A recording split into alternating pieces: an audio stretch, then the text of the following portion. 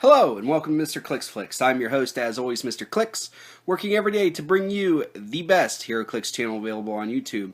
And today is another episode of Team Spirit, where we go ahead and I put together a team for you guys to maybe run. This is one that's been asked for a lot lately, and I'm very sorry that it took me so long to get around. Work schedule's been hectic, long story short.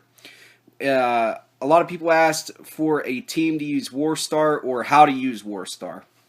So this is going to be sort of a twofold video. The two figures that are the crux of this team are both from Wolverine and the X-Men. They are Warstar and Lilandra. They add up to 270 points. Warstar's 177. Lilandra's 93. They're both super rares, and I'm sorry about that. Normally I don't like to put together teams, especially ones that I'm going to show to people, where they have more than one like super rare or harder to acquire figure, just because it gets too expensive and too hard to put the team together.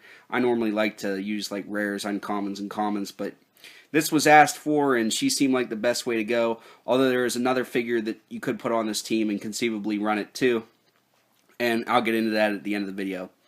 So let's go ahead and get into the keywords for both figures. First of all, Warstar has the Imperial Guard, Robot, and Shi'ar keywords.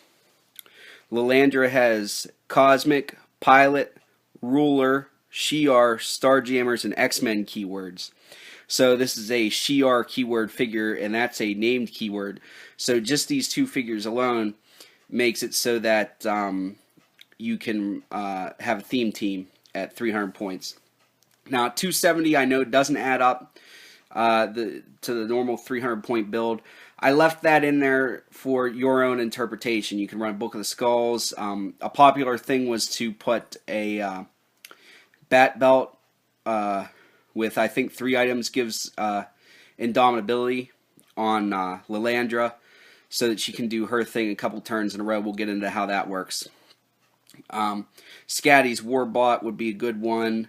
Couple little things you can run in here that won't break theme and that'll help the team out a little bit.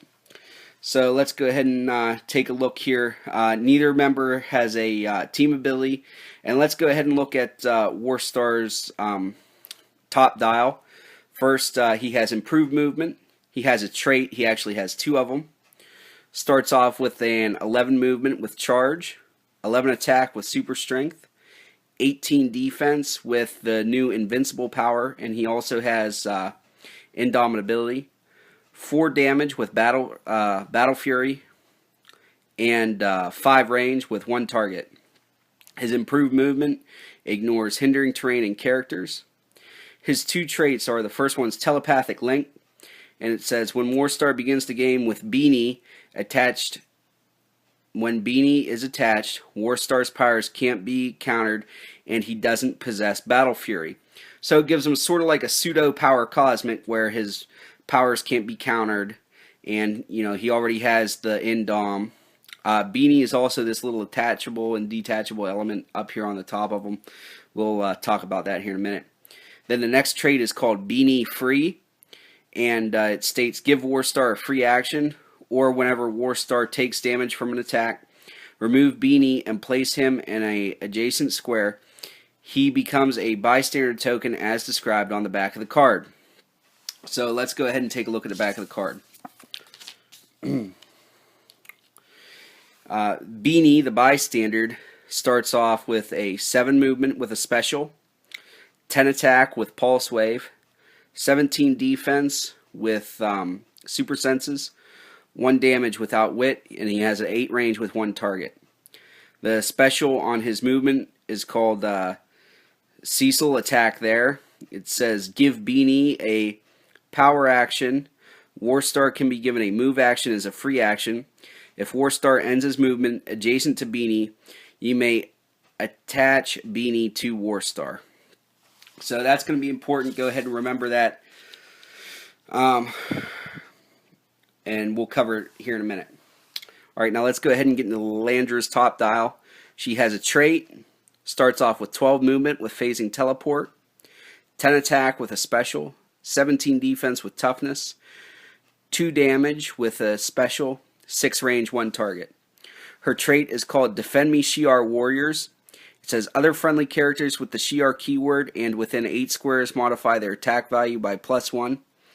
Other friendly characters with the Imperial Guard keyword and within 8 squares modify their damage value by +1. Warstar has both of those keywords, so he increases his attack and damage values by +1, so that would be a 12 attack with 5 damage. The special on Lilandra's attack, top dial, is called Help Me Charles Xavier. It states, give Lilandra a free action and choose a friendly character not within 6 squares. That character can use sidestep this turn. If that character has the Shi'ar or X-Men keyword, you may give Lilandra a power action instead, and then place that character adjacent to her. Alright, that's important. That power has a lot to do with how this team is going to work. Then the last one, the special on her damage, is called True Magistrix of the Imperium. It states, Lilandra can use Enhancement and Leadership. When she uses Leadership and succeeds, in addition to the normal effects, she may remove an action token from an adjacent friendly character with the Shi'ar keyword. Alright, so that's all the stuff on Lilandra's top dial and Warstar's top dial. Now, I'm going to explain to you the general principle of this team, and then I'm going to go ahead and do a demo of it.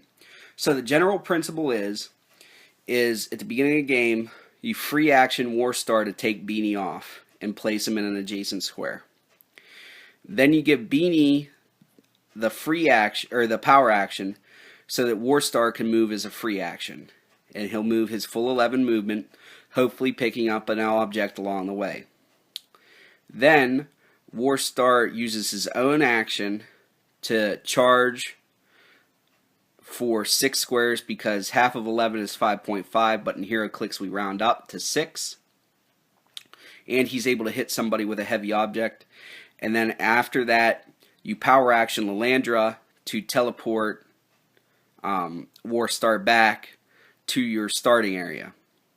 And then hopefully it'll take your opponent enough time to get to you so that you'll be able to repeat the same process. Or if you think you could pretty much terminally cripple your opponent's team, you could push Beanie to do it again. Same thing with Lilandra. Warstar wouldn't take the push damage or anything. But okay, so let's go ahead and set up the demo. So now that we have our demo all set up, let's go ahead and do a quick walkthrough of how this team would actually work. So the first thing you do is you roll your initiative and stuff. We'll pretend like the Shi'ar Warstar team won initiative. So the first thing you would do is you would give Warstar his free action to detach Beanie.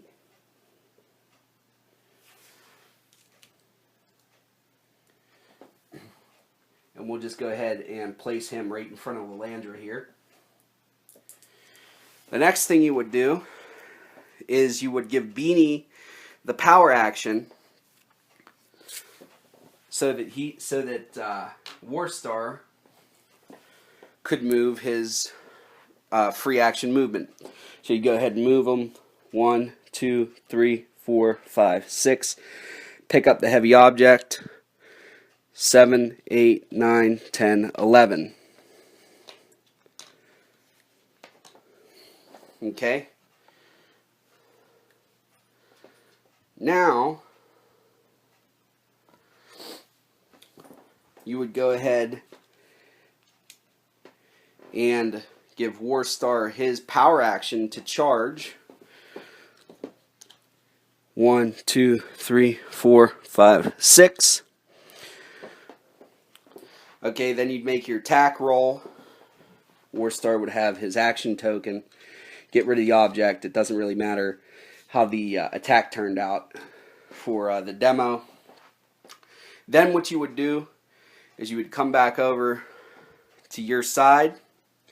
You would say you're going to give Lilandra a power action to activate Help Me Charles Xavier. And you would power action Warstar back to your starting area. Okay? So then he's out of harm's way. You got in a nice alpha strike. This team with the free action movement and whatnot, has a 17 square swing. So what that means is he can move 17 squares and then attack at the end, which is pretty amazing. That's a really good swing for any character. So really surprised and happy about that with this team.